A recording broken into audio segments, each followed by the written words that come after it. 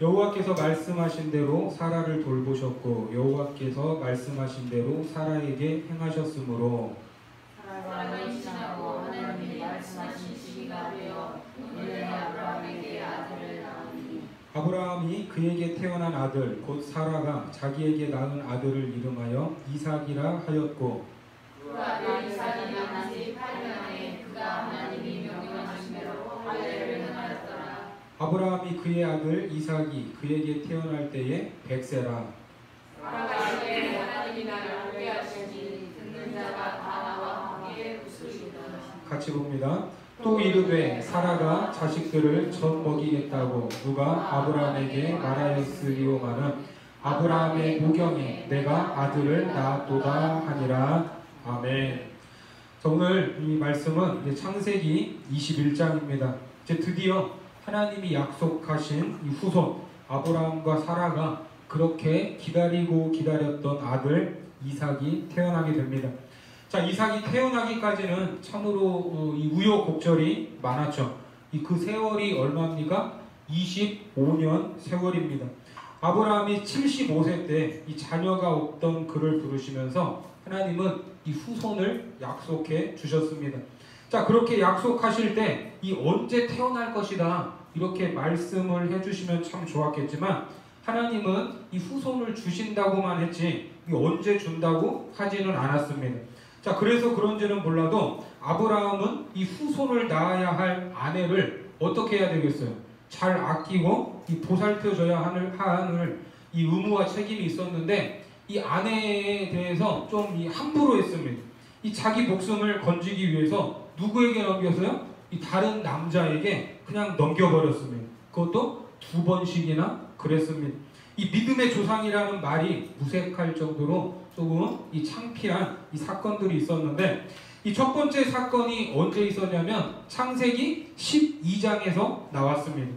이 하나님이 말씀하신 이 가나안 땅에 도착한 아브라함이 갑작스럽게 만난 기근 앞에서 이 묻지도 따지지도 않고 애굽 땅으로 내려갔습니다. 자, 그런데 이때는 이 사라의 미모가 그래도 이 눈에 띌 만큼 괜찮았는지 이 아내 때문에 죽을 것 같다는 이 위기감에 사로잡혀서 자기 아내를 누이라고 속였고 이 애굽의 바로 왕은 바로 아내를 데려가 버렸습니다. 자, 그때 한번 볼까요? 창세기 12장 17절 말씀 같이 한번 읽겠습니다. 시작. 여호와께서 아브라함의 아내 사라의 일로 바로와 그 집에 큰 재앙을 내리신지라. 자, 이렇게 아내를 빼앗겼지만 다행히 하나님께서 신속하게 개입을 하시면서 아무 일도 생기지 않고 다시 아내를 찾게 됩니다. 그리고 지난 20장에서 또 같은 실수를 반복하는데 블레셋 땅의 그랄왕, 이 그랄왕 아비멜렉은 이 소돔성의 큰 재앙으로 인해서 자기 땅에 들어온 이 아브라함은 큰 전쟁에서도 승리를 했고 400명 이상의 장정들을 거느린 족장이었습니다.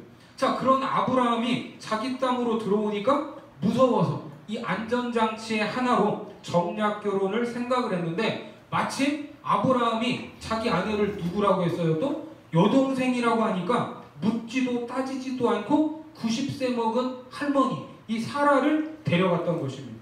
자, 이때 아비멜렉이 사라를 봤습니까? 아니에요. 사람을 보내서 데려갔습니다. 창세기 20장 2절 말씀 같이 읽겠습니다. 시작. 그의 아내 사라를 자기 누이라 하였으므로 그랄 왕 아비멜렉이 사람을 보내어 사라를 데려갔더니, 자, 사라를 왜 데려갔냐면 볼모로 데려간 거예요. 볼모로. 그래야 자기 땅에서 이 아브라함이 반란을 일으키지 못할 것 아닙니까? 그런데 아브라함은 오히려 이 아비멜렉을 무서워했습니다. 그 용맹한 믿음은 다 어디로 가버리고 하나님께서 내년 이맘때쯤에 아들을 낳을 것이다. 이제 시기까지 알려주셨는데 그러한 약속을 받고서도 누구를 넘겼어요? 그 후손을 낳을 아내를 넘겨버렸습니다. 자, 물론 이때에도 하나님의 특별한 간섭으로 아내 이 사라를 되찾게 됩니다. 자, 이처럼 창세기 12장과 20장의 사건이 비슷해 보이니까 우리로 하여금 이 아브라함은 참 나쁜 사람, 이 모질이 다 먹는 사람이라 하는 생각을 하게 만들지만 사실 이 같은 실수를 반복하고 변하지 않는 이 아브라함의 모습이 사실은 누구의 모습이라고 했죠? 저와 여러분들의 모습이라고 했습니다. 그리고 두 사건이 비슷하지만 두 사건이 가지고 있는 의미가 또 다릅니다. 창세기 12장에서는 아브라함이 가나안 땅에 막 도착했을 때, 아직 믿음의 눈을 뜨지도 못했을 때에 하나님이 어떤 분이신가 하는 것을 보여주는 사건이었고, 창세기 20장에서는 하나님이 아브라함을 뭐라고 하시냐면 이렇게 말했어요. 창세기 20장 7절 말씀 같이 읽겠습니다. 시작. 이제 그 사람의 아내를 돌려보내라. 그는 선지자라. 그가 너를 위하여 기도하리니 네가 살려니와 내가 돌려보내지 아니하면 너와 내게 속한 자가 다 반드시 죽을 줄 알지니라. 자, 아브라함을 뭐라고 부르셨어요? 선지자라고 부르면서 아브라함이 누구인가, 아브라함이 어떤 존재로 부름을 받았는가를 설명해주는 사건으로 등장합니다. 그러니까 이 아브라함이 이 아내 사라를 다른 사람한테 넘긴 것을 기록한 이유는 이 아브라함을 욕먹게 하려고, 그 이유에서 기록된 사건이 아닙니다. 그리고 이 두 가지 사건이 가지는 공통적인 특징이 있는데, 하나님의 언약이 성취되고, 따라해보세요. 하나님의 언약이 성취되고, 하나님의 언약이 성취되고, 그렇습니다. 하나님의 언약이 성취되고 이루어지는 데 있어서 아브라함이나 사라가 도움이 돼야 안 돼요. 예? 하나님의 언약이 이루어지는데 아브라함과 사라가 도움이 됩니까? 안 됩니까? 전혀 도움이 되지 않습니다. 사고만 안 쳐도 중간 이상은 가는데 그러지도 못했어요. 그러니까 이러한 어처구니 없는 이 실수, 반복되는 실수를 통해서 결국 인간이라는 존재가 얼마나 무능한 존재인가를 말씀해주고 있는 것입니다. 아브라함의 무능과 믿음 없음, 그리고 사라의 육체적 노화로 인해서 시간이 가면 갈수록 이 후손에 대한 이 약속이 희미해질 것 같아요. 점점점 이 소망을 가지게 되겠습니다. 예? 시간이 가면 갈수록 점점 희미해지고 이제는 엄두도 내지 못할 불가능한 그러한 일이 되어버렸습니다. 하지만 하나님의 언약은 인간이 가진 조건과 상황에 의해서 이루어지는 것이 아니라 그 조건과 상황을 초월해서 성취되고 열매 맺는다는 것을 믿으시기 바랍니다. 자, 이것을 기억하시고, 자, 오늘 본문을 보시면, 자, 오늘 본문에서 이제 어떤 일이 일어나는가. 자, 1절 같이 읽겠습니다. 시작. 여호와께서 말씀하신 대로 사라를 돌보셨고 여호와께서 말씀하신 대로 사라에게 행하셨으므로. 자, 1절에서 반복되고 있는 말이 말씀하신 대로, 말씀하신 대로라는 말입니다. 자, 히브리 말에서 이렇게 같은 말을 반복하는 것은 최상급 강조예요. 최상급 강조. 그러니까 하나님의 말씀에는 거짓이 있다 없다? 거짓이 없다는 것을 강조하는 말입니다. 사람은 어때요? 금방 한 말도 안 했다고 하고 안 한 말도 했다고 하면서 거짓말을 늘어놓습니다. 그리고 말과 행동이 또 다릅니다. 그런데 하나님의 말씀은 곧 하나님의 행동과 같습니다. 하나님이 말씀하시면 그것은 이미 어떻게 된 거예요? 성취된 거나 마찬가지입니다. 그래서 하나님의 말씀대로 그가 말씀하신 시기에 누가 태어나요? 이삭이 태어나게 됩니다. 자, 그러면 그때를 어떻게 말하는가? 2절 말씀 같이 읽습니다. 시작. 사라가 임신하고 하나님이 말씀하신 시기가 되어 노년의 아브라함에게 아들을 낳으니. 자, 여기에도 말씀하신 시기가 되어 이렇게 이야기하고 있어요. 자, 이 시기는 특별하게 정해진 시간이라는 뜻입니다. 하나님은 아브라함에게 계속해서 이 언약의 후손에 대해 말씀해 주셨어요. 12장, 15장, 17장, 18장. 그런데 이 약속 성취의 때가 하나님의 시간 안에서는 정해져 있었어요? 정해지지 않았어요? 정해져 있었습니다. 정해져 있었어요. 그런데 인간적인 마음으로는 이게 약속이 좀 빨리 지켜졌으면 좋겠죠. 예? 내가 이거 너 사줄게. 내가 언젠간 사줄게. 이것보다는 그냥 지금 가서 사가지고 오는 게 더 좋죠. 예? 그렇게 좋았겠지만 하나님의 때는 아브라함이 100세가 되었을 때에 이루게 하시는 것입니다. 사실 우리가 참 이게 어려운 게 이 기다리는 거예요.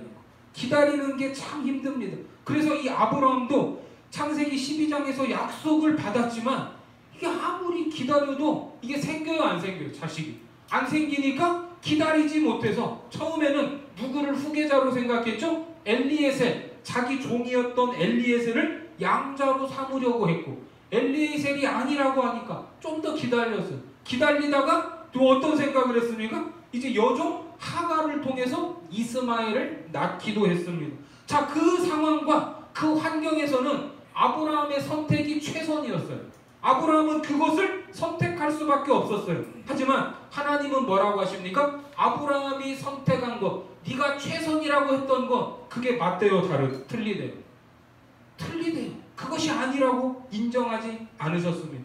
그리고 계속해서 시간만 보내고 계셨어요. 시간만. 75세에 불러서 자녀를 주겠다는 약속도 인간적으로 보면 너무나도 늦은 것인데, 거기에다가 25년 세월을 더 보내게 하면서 아브라함이 몇 살 먹으니까? 100살이 먹으니까 이제는 아무것도 기대할 수 없는 처지가 되었습니다.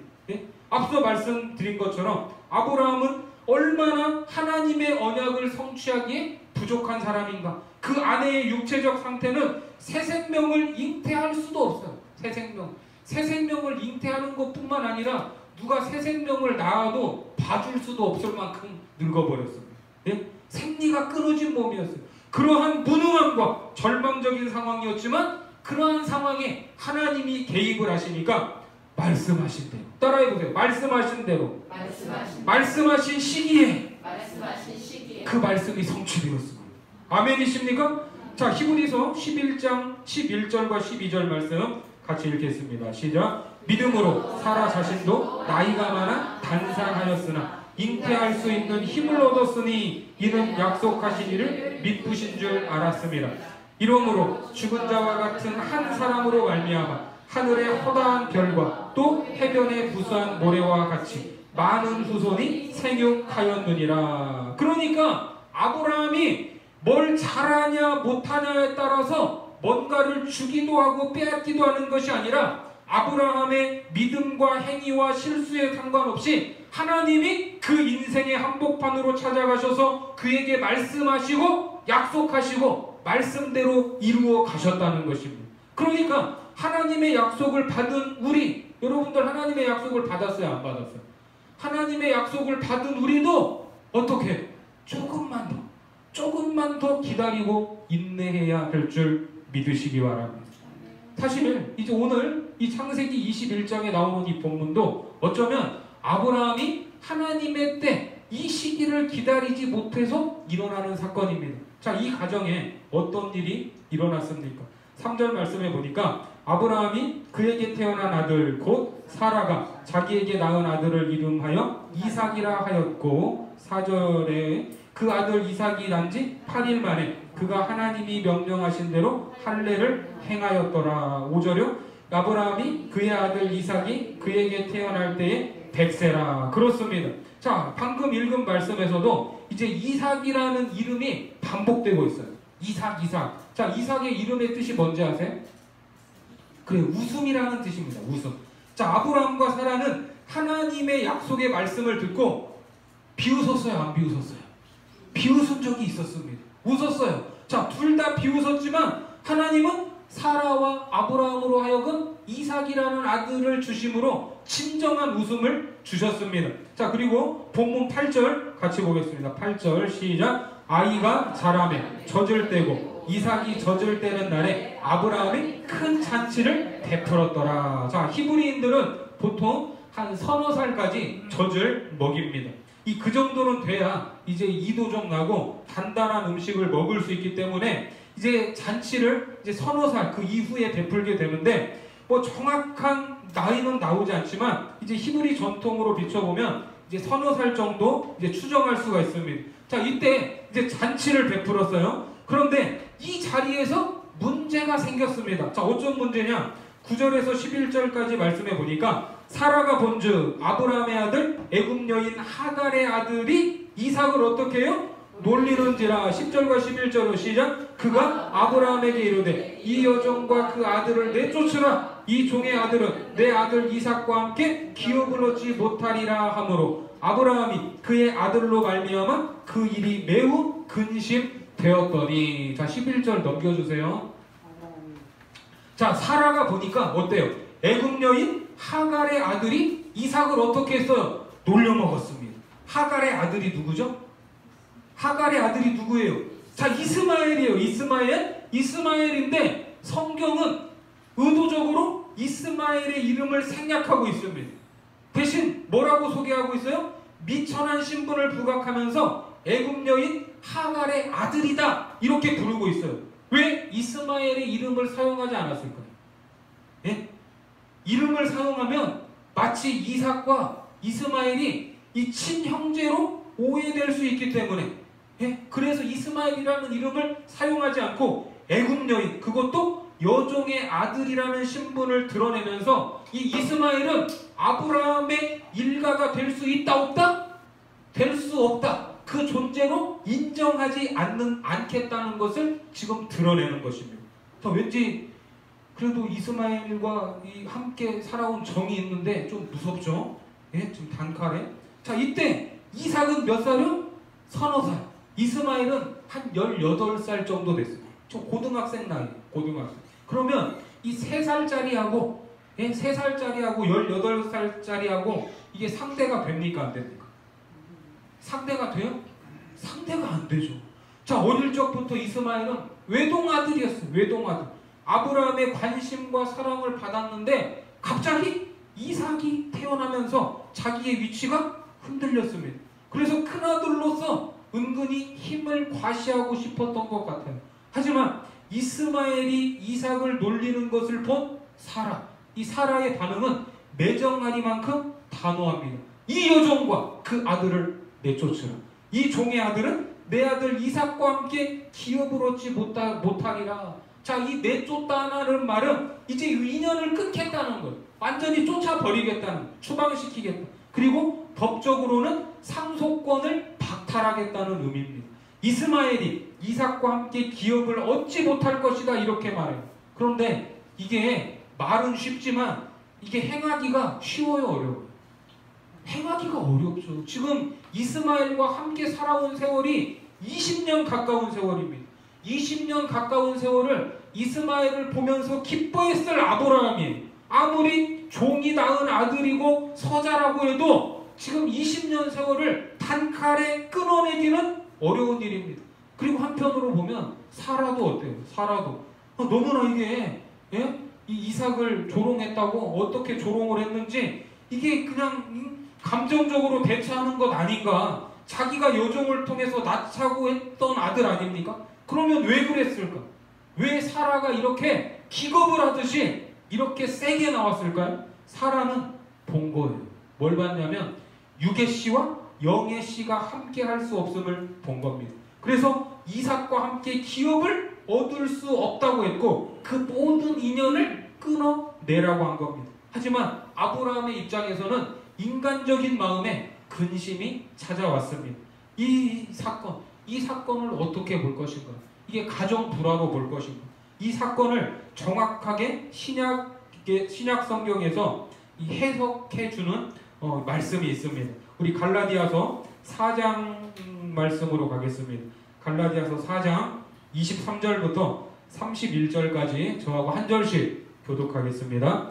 여종에게서는 육체를 따라 낳고 자유 있는 여자에게서는 약속으로 말미암았느니라. 이것은 비유니 이 여자들은 두 언약이라. 하나는 신의 산으로부터 아들 낳은 자니 곧 하갈이라. 이 하갈은 아라비아에 있는 신의 산으로서 지금 있는 예루살렘과 같은 곳이니 그가 그 자녀들과 더불어 종노릇하고 오직 위에 있는 예루살렘은 자유자니 곧 우리 어머니라. 기록된 바 잉태하지 못한 자여 즐거워하라. 산고를 모르는 자여 소리질러 외치라.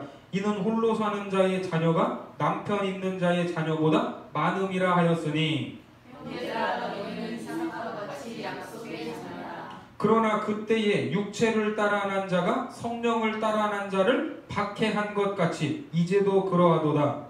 그러나 성경이 무엇을 말하느냐? 여종과 그 아들을 내쫓아 여종의 아들이 자유 있는 여자의 아들과 더불어 유업을 얻지 못하리라 하였느니라. 같이 봅니다. 그런즉 형제들아 우리는 여종의 자녀가 아니요 자유 있는 여자의 자녀니라. 자, 이 갈라디아서를 사도 바울이 썼습니다. 자, 사도 바울은 이삭과 이스마엘을 명확하게 대조하면서 이스마엘은 육체를 따라 난 종의 자녀고 이삭은 약속을 따라 난 자유인의 자녀라고 합니다. 자, 이스마엘은 여종을 통해서 누가 낳은 자식이에요? 아브라함이 낳은 자식이고 이삭은 아이를 낳을 수 없었던 사라를 통해서 하나님이 주셨기 때문에 약속의 자녀라고 말합니다. 자, 이것을 또 무엇으로 비유해요? 시내산과 예루살렘으로 대조를 하는데 잘 아시듯이 시내산은 무엇을 받은 곳입니까? 율법을 받은 곳입니다. 율법을 하나님이 우리에게 율법을 주면서 뭐 하라고 그러셨어요? 율법을 주면서 이거 가지고 놀으라고 그랬어요? 그렇죠. 율법을 주고 그것을 지키라고 했습니다. 그걸 명령하신 곳이에요. 그런데 예루살렘은 희생 제물을 드리는 성전이 있는 곳으로 하나님의 은혜를 상징하는 곳입니다. 자, 이것을 대조해서 설명하는 이유는 우리에게 임한 구원, 저와 여러분들에게 임한 구원, 그리고 우리가 믿는 기독교 신앙의 본질이 뭐냐, 이걸 설명을 하는데 내가 무엇을 책임을 지고 뭔가를 지키고 무엇인가를 해서 이 구원과 이 영적인 복을 얻어내는 것이 아니라 이것이 전적으로 어디에 달려있다는 거예요? 하나님의 은혜에 달려있다는 것입니다. 자, 27절 보세요. 27절. 자, 27절 보면 여기에 잉태치 못한 자가 나와요. 잉태치 못한 자. 기록된 바 잉태치 못한 자여 즐거워하라. 상고를 모르는 자여 소리질러 외치라. 이는 같이 오시자. 이는 홀로 사는 자의 자녀가 남편 있는 자의 자녀보다 많음이라 하였으니. 자, 여기에서 잉태치 못한 자가 누구예요? 사라입니다. 사라. 그러니까 잉태치 못한 자는 하나님의 은혜, 그 언약의 복을 받는 자의 표현이에요. 또 다른 표현. 은혜 받은 자의 또 다른 표현이 잉태치 못한 자입니다. 그런데 남편 없는 여인이 애가 많겠어요? 남편이 있는 여인이 애가 많을 확률이 높겠어요? 그렇죠. 남편이 있어야 애를 낳죠. 그런데 지금 여기에 보니까 홀로 사는 자의 자녀가 남편 있는 자의 자녀보다 많대요, 적대요? 많대요. 자, 이 말이 무슨 말입니까? 사람이 힘쓰고 애써서 결과를 만들어내는 것보다 하나님이 하시면 그것보다 더 많다. 훨씬 더 풍성하다는 의미에서 잉태치 못한 자여 즐거워하라, 이렇게 말하는 것입니다. 그러니까 여종의 아들 이스마엘은 인간의 가능성과 자기 실력으로 내놓은 육체의 산물로서 시내산에서 받은 율법을 상징하는 것이고 이삭은 인간의 가능성을 완전히 배제한 상태에서 주어지는 예루살렘, 하나님의 은혜의 산물을 상징합니다. 이해가 되세요? 진짜 되세요? 그러니까 하나님의 은혜로 하나님의 자녀가 된 저와 여러분들은 내 힘과 내 지혜로 뭔가를 추구하고 쌓아가면서 구원을 얻고 행복을 얻으려는 모든 육체의 가능성을 내려놔야 돼요? 꽉 붙잡아야 돼요? 이걸 내려놓으라는 거예요. 그리고 그 결과물들을 다 내쫓아라, 이 말입니다. 이것이 오늘 이스마엘의 추방 사건에서 저와 여러분들에게 주시고자 하는 메시지입니다. 그런데 아브라함은 하나님께서 이삭을 주실 것이라는 약속을 할 때에도 여전히 그 마음이 어디에 있었냐면 이스마엘에게 있었어요. 육적인 아들 이스마엘. 자, 창세기 17장 18절과 19절 말씀해 보니까 아브라함이 이에 하나님께 아뢰되 뭐라고 말합니까? 이스마엘이나 하나님 앞에 살기를 원하나이다. 그러니까 하나님이 이르시되 아니라 네 아내 사라가 너에게 아들을 낳으리니 너는 그 이름을 이삭이라 하라. 내가 그와 내 언약을 세우리니 그의 후손에게 영원한 언약이 되리라. 아브라함은 자기의 육체적 노력으로 태어난 이스마엘을 사랑했고 그를 후계자로 생각을 했습니다. 하지만 하나님은 그게 맞대요, 다르대요? 아니래요. 아니라, 이렇게 말합니다. 그러면서 육체를 따라난 율법의 산물인 이스마엘을 오늘 말씀에서도 단호히 쫓아내라, 이렇게 말씀하고 있습니다. 자, 본문으로 가셔서 12절 말씀 같이 보겠습니다. 12절 시작. 하나님이 아브라함에게 이르시되 내 아이나 내 여종으로 말미암아 근심하지 말고 사라가 내게 이른 말을 다 들으라. 이삭에게서 나는 자라야 내 씨라 부를 것임이라. 그렇습니다. 하나님도 내쫓으래요. 사라의 말대로 하래요. 이처럼 은혜 앞에서 하나님의 은혜 앞에서 육체의 결과물은 반드시 쫓겨나야 됩니다. 이삭 앞에서 이스마엘은 쫓겨나야 돼요. 왜? 인간의 행위에 근거한 옛 언약, 지키면 살고 안 지키면 죽는다는 율법과 하나님의 은혜에 근거한 새 언약은 충돌하지 않을 수 없기 때문입니다. 이스마엘이 어린 이삭을 조롱하지 않았습니까? 이제 갓 젖을 어린아이가 아무 대항할 힘도 없이 고등학생 18살 먹은 청소년의 조롱을 받을 때 이게 안쓰러워요? 안 불쌍해요? 네? 안쓰럽죠. 불쌍하고 3살짜리가 뭘 알아요 이제. 그런데 18살 먹은 다 큰 애한테 막 놀림이나 당하고 아무 저항할 힘도 없잖아요. 뭐라고 말도 제대로 못하고. 그런데 지금 이러한 모습, 이스마엘과 이삭의 모습이 어떤 모습이냐면 이 세상에서 살아가는 이 세상에서 살아가는 우리의 모습일 수 있습니다. 굳이 우리가 살아가는 세상을 비교하자면 이 세상은 어디예요? 이스마엘. 다 큰 이스마엘. 그렇죠? 그리고 그 안에서 예수를 믿는 우리는 어린아이와 같은 존재입니다. 세상이 더 힘이 세잖아요. 우리는 별 힘이 없지 않습니까? 우리가 믿음대로 살고 믿음으로 결정을 하면 세상 사람들에게 참 지혜롭다는 말을 들어요? 아니면 세상 물정을 모른다는 말을 들어요? 세상 물정을 모른다. 그렇죠. 가장 세상 사람들이 그 성도들한테 이해 못하는 게 뭔지 아세요? 그 11조 하는 거잖아요. 11조. 여기 뼈 빠지게 벌어서 교회에다가 목사한테 다 갖다가 바치는 걸로 알잖아요. 이해를 못해요. 이해를. 어리석고 바보 같고 손해보고 경제적이지도 못하고 비논리적으로 살아가는 것 같습니다. 그래서 세상 사람들이 조롱합니다. 놀립니다. 오늘도 주일날 한 주 내내 열심히 직장생활 하시고 이렇게 쉬어야 되는 날 우리가 이렇게 굳이 모일 필요가 있습니까? 어디 좀 바람 쐬고 놀러 다니면 더 좋잖아요. 그렇죠? 아니라고 했어요? 감사합니다. 아니라고 했죠. 자, 그런데 뭘 하는지 교회에서 하루 종일 이런저런 일하다가 피곤하다고 그러고 밥은 먹고 다니냐? 너만 교회 다니냐? 광신자냐? 저도 어릴 때 이런 말 좀 들었습니다. 그런데 이것이 전부 다 이스마엘이 하는 말이고 이스마엘의 조롱입니다.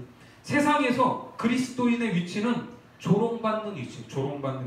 이게 사실은 정상입니다. 세상 물정을 모른다. 그렇게 살면 남는 게 있냐? 이런 말씀대로 살다 보면 이런 말을 들을 수도 있습니다. 그런데 사실 우리는 이런 말을 듣고 싶어요? 안 듣고 싶어요? 별로 듣기 싫죠. 듣기 싫은 게 사실이죠. 세상과 타협하지 않으면 저들과 같은 기준으로 결정하지 않으면 손해보고 완전히 뒤떨어질 것 같은 생각에 우리도 사로잡힐 때가 있습니다. 사실 육적인 상 이스마엘의 삶의 원리는 어떤 원리예요? 자기가 심고 자기가 거두는 삶입니다. 이게 가장 확실해 보여요. 가장 정확한 것 같습니다. 심지어는 내가 하고 내가 거둔 거기 때문에 이게 정직해 보이기까지 합니다. 맞아요. 맞습니다. 그에 비해서 이삭은 이제 갓 젖을 땐 무능력하고 무기력한 존재로 조롱을 받아도 아무런 힘이 없습니다. 힘이 없어요. 그러면 이삭이 조롱받을 때, 이삭이 억울할 때 이삭은 어떻게 해야 돼요? 이 어린 이삭은 어떻게 해야 돼요? 아빠! 하고 아버지한테 가야 돼요. 아버지를 의존할 수밖에 없는 존재입니다.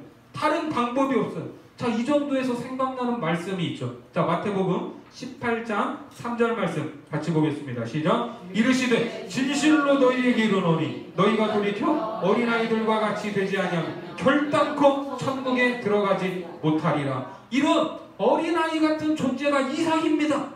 어린아이들과 같다는 것은 힘도 없고 약하고 아무것도 할 수 없기 때문에 누구를 의존할 수밖에 없어요. 아버지를 의존할 수밖에 없고 아버지께 순종할 수밖에 없는 존재들이라는 뜻입니다. 이것이 바로 저와 여러분들의 모습이어야 되는 거예요. 오늘도 세상은 우리를 보면서 협박하고 조롱하고 위협하고 넘어뜨리려고 합니다.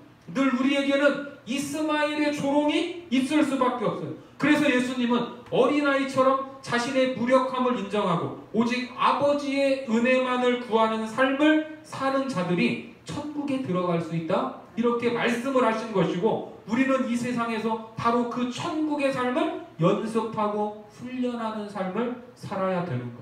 누구를 의지하면서요? 아버지를 의지하면서. 하지만 반대로 세상은 어떻습니까? 세상은 스스로의 힘, 자기의 지혜를 의지하면서 점점점 자기 몸집을 키우고 끊임없이 강해지려고 합니다. 실제로 인류가 타락을 할 때도 다 이런 마음으로 타락했어요. 창세기 3장 5절 말씀 같이 봅니다. 시작. 너희가 그것을 먹는 날에는 너희 눈이 밝아져 하나님과 같이 되어 선악을 알게 하여 하나님이 아시니라. 자, 인간은 하나님을 의지하는 존재로 지어졌는데 여기에 보니까 어떤 마음이 있었어요? 하나님과 같이 되어 하나님과 같이 된다고 하니까 이러한 하나님하고 이 동등된 위치에 있고 싶은 마음 때문에 타락한 것입니다. 세상은 하나님처럼 되고 싶은 마음에 늘 힘과 권력, 남들보다 강한 것을 추구하고 있습니다. 그러면 다른 사람들은 사랑할 대상이 아니라 어떤 대상이 되는 거예요? 무너뜨려야 되고 짓밟아야 할 존재가 되는 거예요. 그래야 내가 올라가니까요. 왜? 적이잖아요. 경쟁자들이잖아요. 자기는 방어하고 남은 공격할 수밖에 없는 그러한 삶의 구조로 갈 수밖에 없습니다. 그래서 오늘 이 육체를 따라난 이 이스마엘이 나중에 뭐가 되는지 아십니까? 본문 20절에 보니까, 자 같이 봅니다. 시작. 하나님이 그 아이와 함께 계심에 그가 장성하여 광야에서 거주하며 활 쏘는 자가 되었다. 자, 활 쏘는 자가 되었다고 합니다. 이 되었다라는 히브리 말은 커져갔다, 위대해져갔다라는 뜻으로 육신의 자녀 이스마엘이 활 쏘는 자, 공격적인 자로 점점점 커지고 위대해졌다는 말입니다. 세상은 이런 사람들을 향해서 어떻게 봅니까? 성공했다고 합니다. 우러러 봅니다. 하지만 하나님의 자녀는 이러한 강함을 추구하는 이스마엘에게 계속해서 조롱을 당하는 어린아이의 모습일 수밖에 없는 것입니다. 그런데 하나님은 특이하게도, 특이한 건 아니죠. 하나님은 이 역사를 통해서 하나님의 자녀들을 무력한 존재로 확인을 계속 시키십니다. 그런 무능함과 약함 속에서도 하나님이 개입하시면서 이기게 하시는 거예요. 그냥 우리에게 좀 힘을 주셔가지고, 우리에게 좀 이 현찰을 좀 주셔가지고, 좀 우리가 좀 큰 소리 치게 만들고, 우리가 좀 이렇게 가서 좀 이게 박살내게 만들게 하시면 이게 우리가 속이 좋잖아요. 그냥 간단히 해결될 수 있잖아요. 그런데 우리는 늘 찍소리도 못하게 하고 무력하게 하고, 나중에 누가 개입을 하세요? 하나님이, 우리가 약할 때 하나님이 치고 들어오셔서 하나님의 강함을 드러내신다니까요. 고린도후서 12장 10절 말씀 같이 보겠습니다. 시작. 그러므로 내가 그리스도를 위하여 약한 것들과 능욕과 궁핍과 박해와 곤고를 기뻐하노니 이는 내가 약한 그때의 강함이라. 내가 약할 때 하나님의 강함이 드러난다고 합니다. 그래서 하나님은 지금까지의 역사 속에서 인간의 불가능함을 늘 체험케 하셨고, 인간의 힘으로 쌓아놓은 것들이 얼마나 보잘것없는 것인가를 늘 확인시켜 주십니다. 나중에 뒤돌아보면 오늘 이 아브라함 입장에서 생각해 보세요. 내가 괜히 이스마엘을 낳아가지고 오늘날 이런 고통을 당한다, 이런 생각이 들겠어요, 안 들겠어요? 그런 생각이 들죠. 그때는 그게 최선이었는데, 그 방법밖에 없었는데, 지금 생각해보면 그때 괜히 힘을 썼다, 내가 괜한 곳에 시간과 힘을 낭비했다, 그것이 아무것도 아니었다, 그런 것을 계속해서 깨닫게 하십니다. 그런데 믿음의 조상이라고 하면 사람들은 아브라함에게서 뭔가 막 복받을 만한 뭔가가 있을 것이라고 생각을 해요. 그걸 계속 찾으려고 합니다. 왜? 우리는 본성상 육체적인 사고, 율법적인 사고, 인과율에 익숙한 존재이기 때문입니다. 뭔가 원인이 있어야 이런 결과가 나온다고 믿기 때문입니다. 그래서 이제 다음 장으로 넘어가면 아브라함이 아들 이삭을 바치는 장면이 나오는데, 사람들은 거기에서 이제 막 환호성을 지르는 거예요. 그거 봐라, 이 아들 이삭을 바치니까 믿음의 조상이지, 이러니까 복을 받지 하면서 아브라함은 달라도 뭔가가 달랐다, 이렇게 이제 말을 하기 시작하는 거예요. 그런데 성경은 계속해서 무엇을 강조하고 있습니까? 아브라함에게는 어떠한 이유도 없었다. 어떠한 근거도 없었다. 이것을 말씀하고 있습니다. 하나님의 언약 성취에 있어서 뭘 했다? 아브라함이 잘했다? 이런 거 있어요, 없어요? 이런 거 있어요, 없어요? 하나도 없어요. 아브라함 잘한 거 하나도 없습니다. 예? 그래서 이제 신약으로 넘어와서 예수님의 제자들이 예수님께 이런 질문을 던져요. 자, 요한복음 6장 28절 말씀해 보니까 그들이 묻되 우리가 어떻게 하여야 하나님의 일을 하오리까? 자, 우리가 생각하는 하나님의 일, 뭔가를 열심히 해야죠. 물론 예배도 잘 드리셔야 되고 찬양팀도 하셔야 되고 봉사도 하셔야 되고 많이 하셔야 돼요. 하셔야 되는데 예수님은 뭐라고 대답하셨습니까? 자, 이렇게 대답하셨어요. 같이 봅니다. 시작. 예수께서 대답하여 이르시되 하나님께서, 자 시작. 예수께서 대답하여 이르시되 하나님께서 보내신 이를 믿는 것이 하나님의 일이니라 하시니. 자, 하나님의 일이 뭐래요? 하나님께서 보내신 이를 믿는 것이 하나님의 일이래. 그러니까 하나님의 일, 약속 성취는 내가 내 능력으로 내 지혜와 가능성을 동원해서 하나둘씩 만들어가는 것이 아니라 어떻게 하는 거? 그냥 잘 믿는 거예요. 하나님이 우리에게 하신 그 말씀을 잘 붙잡고 있는 거예요. 그것이 하나님의 일이라고 말씀하십니다. 오늘 우리는 육체의 자녀가 아닌 약속의 자녀들입니다. 나에게 이유가 있어서 구원받고 내가 뭘 잘해서 은혜를 입은 것이 아니라 오직 하나님의 주권과 그분의 손길로 오늘까지 인도함을 받고 있음을 믿으시기 바랍니다. 그 하나님이 나에게 말씀하시는 것, 그 하나님이 나를 통해 이루시겠다는 것, 그거 어떻게 하시겠어요? 네? 어떻게 하시겠어요? 물론 계획도 세워야 되고 생각도 해야 됩니다. 하지만 그걸 어떻게 해야 돼요? 먼저는 내가 참고 인내하면서 잠잠히 그 말씀을 붙잡고 믿는 것입니다. 그러면 사라를 돌보셨던 하나님께서 말씀하신 대로 말씀하신 시기에 모든 것을 다 이루어 주실 것입니다. 그것이 오늘 우리에게 임한 하나님의 은혜입니다. 네? 놀랍지 않습니까? 이것이 은혜예요. 그 놀라운 은혜 안에 거하는 우리 길가온 교회의 모든 권속들이 되시기를 주님의 이름으로 축원합니다. 기도하겠습니다. 우리가 어떻게 하여야 하나님